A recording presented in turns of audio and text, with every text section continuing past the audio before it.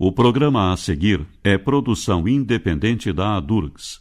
A rádio da universidade não se responsabiliza pelas opiniões manifestadas por seus apresentadores e entrevistados. Olá, comunidade acadêmica e científica do Rio Grande do Sul. O programa ADURGS no ar está chegando para te trazer as principais notícias do movimento docente. Tudo o que foi destaque na ADURGS sindical nesta semana, você ouve a partir de agora. Fique ligado!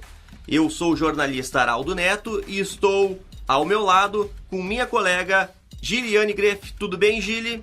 Tudo bem, Araldo. Vamos conferir os destaques do programa de hoje.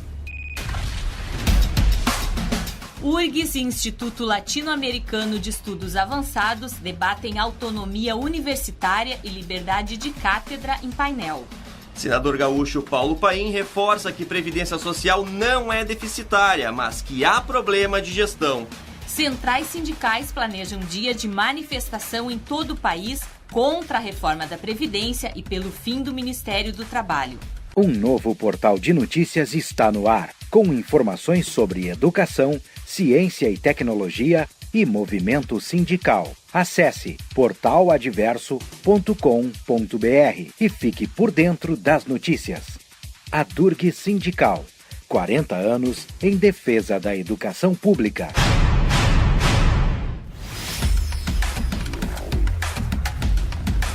A ADURGS Sindical passou a integrar o Fórum Permanente de Combate à Intolerância e ao Discurso de Ódio. A rede esteve reunida na última semana na Procuradoria da República do Estado, com a presença dos Ministérios Públicos Federal e Estadual, das Defensorias Públicas da União e Estadual, Assembleia Legislativa e movimentos sociais. A ideia do fórum é receber denúncias de intolerância e estabelecer uma rede de resistência e reação a preconceitos de qualquer natureza, com o foco na garantia dos direitos humanos.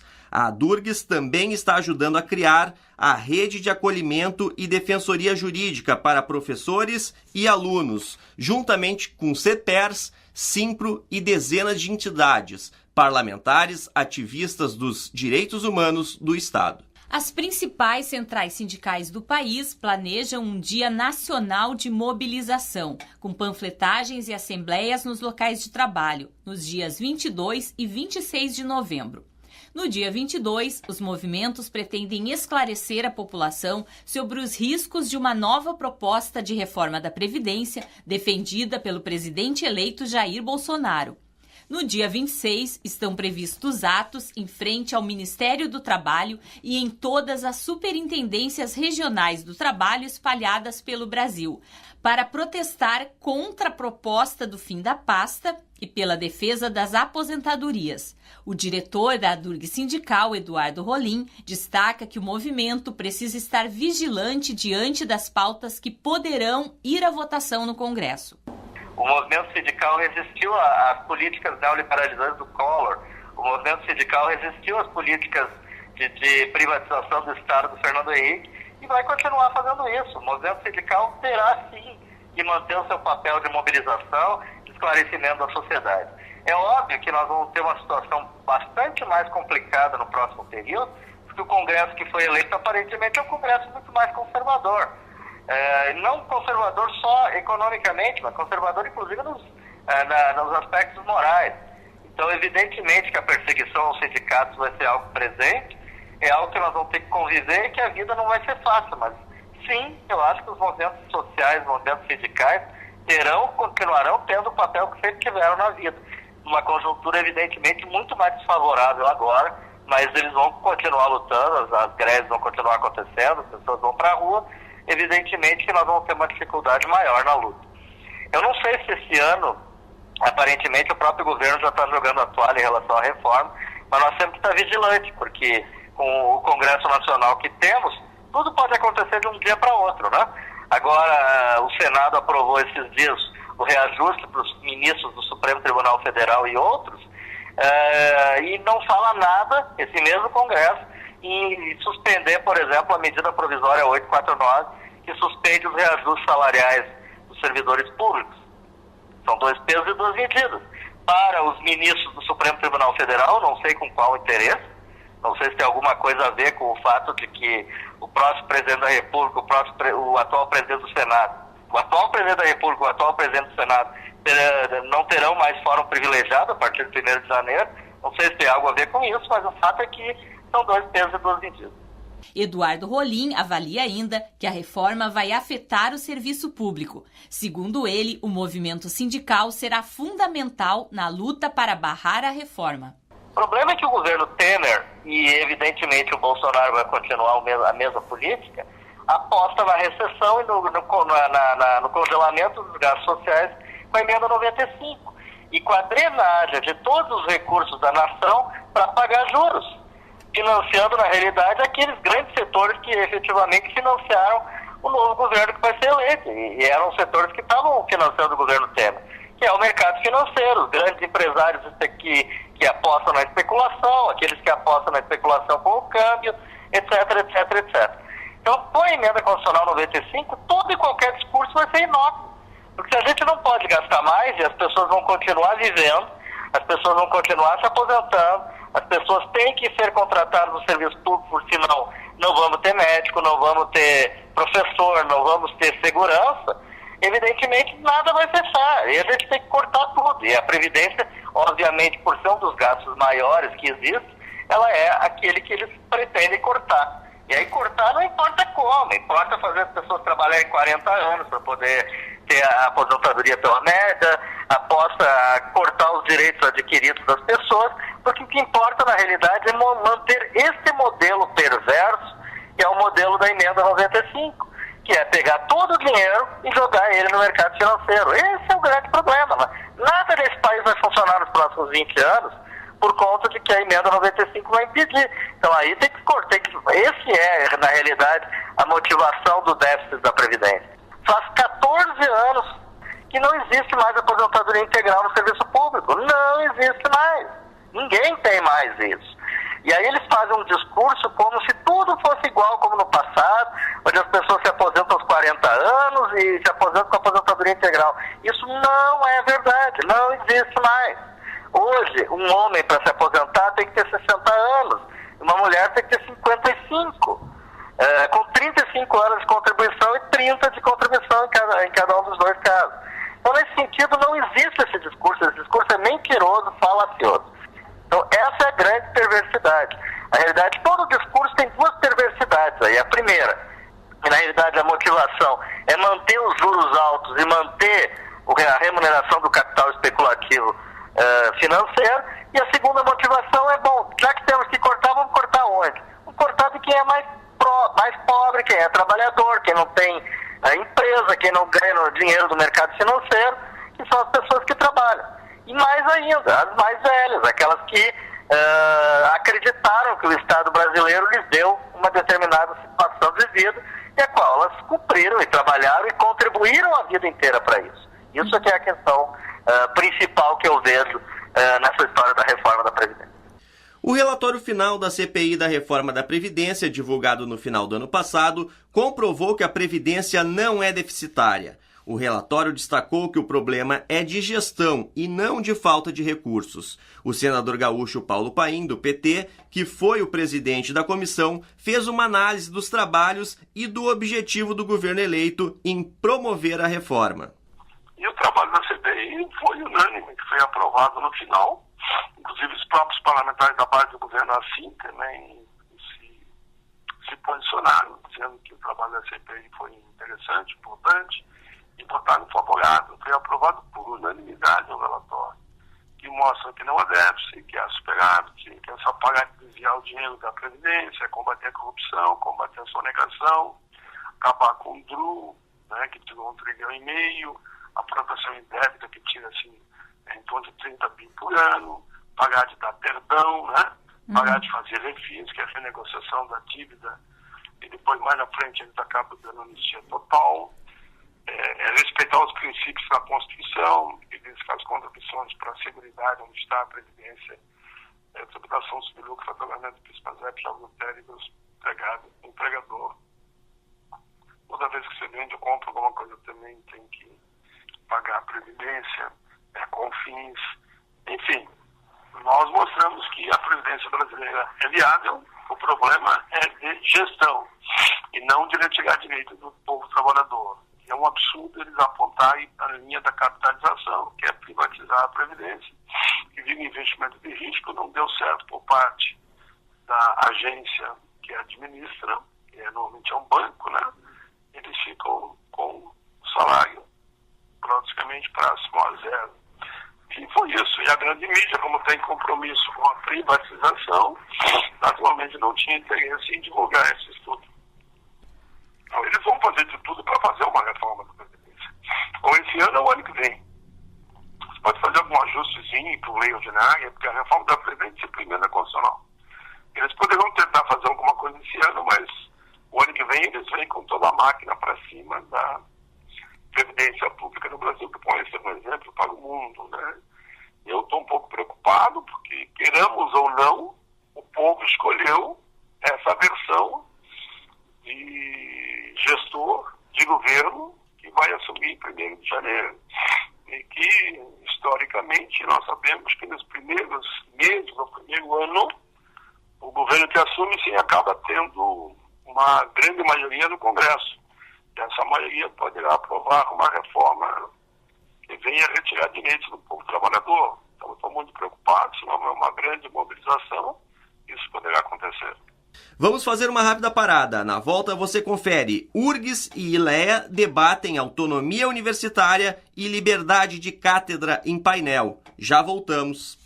O colapso da pesquisa científica no Brasil é uma das heranças mais trágicas do governo Temer.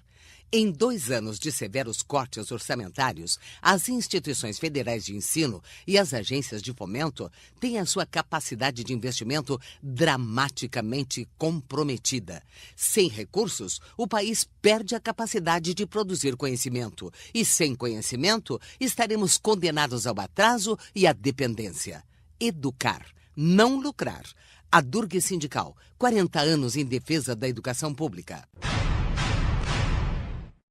Além de contar com a proteção de um sindicato que defende os interesses dos professores das instituições federais de ensino superior, o associado da Durg Sindical conta com descontos exclusivos em 37 estabelecimentos. Você paga menos para ir ao cinema, nas farmácias, nas livrarias e em muitos outros lugares. Acesse a página do sindicato e veja a lista completa dos convênios. Não perca tempo, associe-se. A Durg Sindical, 40 anos em defesa da educação pública.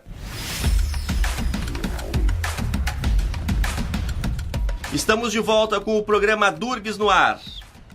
A Comissão Eleitoral da URGS divulgou o resultado da eleição para a Comissão Permanente de Pessoal Docente, CPPD, ocorrida nos dias 12 e 13 de novembro. Os números da votação e a ata de apuração da eleição estão disponíveis no site da universidade. Agora, o processo é encaminhado ao Conselho Universitário da URGS para homologação. A CPPD é um órgão colegiado vinculado à reitoria, com a atribuição de colaborar para a formulação e alteração de política de pessoal docente na URGS, bem como acompanhar a sua execução. São funções da CPPD, por exemplo, apreciar os processos de promoção funcional por titulação e solicitações de afastamento de docentes para aperfeiçoamento, como especialização, mestrado, doutorado e pós-doutorado. O diretor da Durg Sindical, Ricardo Savares, esteve reunido com a reitoria da URGS na última semana no Campo Central, em Porto Alegre. O objetivo do encontro foi debater sobre o novo sistema de progressões para os docentes da universidade. O sindicato colocou-se à disposição da URGS para colaborar nos trâmites necessários até a colocação em prática do sistema.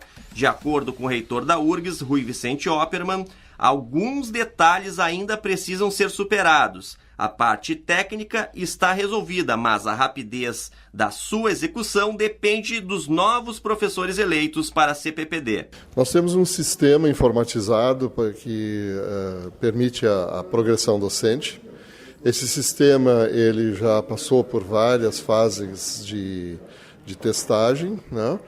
Existem alguns detalhes que ainda precisam ser resolvidos, mas a perspectiva é que ele venha a ser implementado muito rapidamente e com isso vai permitir ao docente, né, a sua progressão dentro dos parâmetros estabelecidos, sem nenhum prejuízo para ele. Acho que é isso que nós temos que festejar.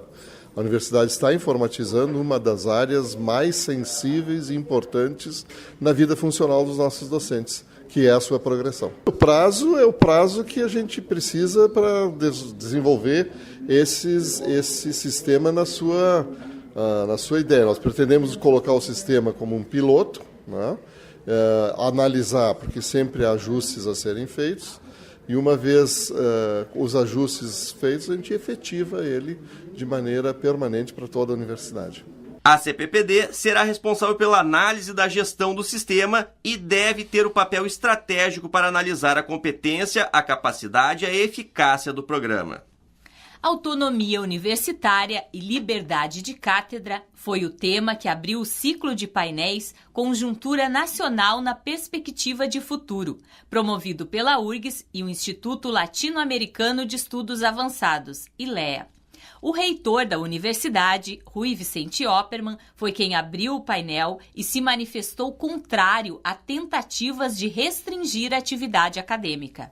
E a autonomia universitária é, na verdade, e liberdade de cátedra, né? Parece incrível, mas a gente tem que dizer que isso não é uma criação do campo da esquerda. Né? Ele já existia antes, né? E nem da direita. Né? Muito pelo contrário. Né? Na verdade, nós sabemos que uma das primeiras medidas que ditaduras de ambos os lados sempre foi acabar com a autonomia e com a liberdade de cátedra. Então, acho que isso é muito importante a gente ter claro que nós estamos aqui discutindo um dos fundamentos do que é uma universidade. Aliás, eu fiz uma breve consulta sobre autonomia universitária no plano internacional, né? E a perspectiva que se tem, né, em todos os continentes, né, é exatamente de que a autonomia é uma característica das universidades. Não há como se pensar uma universidade sem autonomia ou uma universidade sem liberdade de cátedra. Né? Então, esse é um aspecto que é colocado em todos os parâmetros. Eu encontrei até um medidor de autonomia universitária, né? Que é uma forma que a Associação Europeia de Universidades tem, né? De fazer uma medição sobre que critérios levar em conta, e eles fazem isso para toda a Europa, então acho que quem estiver interessado pode ir. Eu achei um pouquinho tecnicista demais, mas eles examinam a autonomia na organização da universidade, autonomia no financiamento da universidade, autonomia na formação dos quadros de servidores e, certamente, a autonomia acadêmica. Então, acho que por aí mostra, né, que há uma compreensão de que a autonomia é algo orgânico às universidades e pode ser, inclusive, quantificado para determinar a qualidade da universidade na medida em que esses aspectos possam ser mensurados. Palestrante do evento, o procurador da República do Ministério Público Federal, Henrico Rodrigues de Freitas, defendeu que a autonomia universitária é uma expressão ligada à essência do Estado Democrático de Direito. Eu ousaria dizer que a autonomia da universidade ela é extremamente ligada com a essência do Estado Democrático de Direito. Eu acho que não há não só universidade sem autonomia, como não há o Estado Democrático de Direito na forma que o Estado brasileiro se construiu sem autonomia universitária e sem liberdade de cátedra. O próximo evento do ciclo sobre cenário econômico será no dia 21 de novembro, às 18 horas, no Centro Cultural da URGS. Tudo que foi destaque neste programa está em portaladverso.com.br. Acesse e fique por dentro daquilo que é importante para a sua carreira e para a educação pública.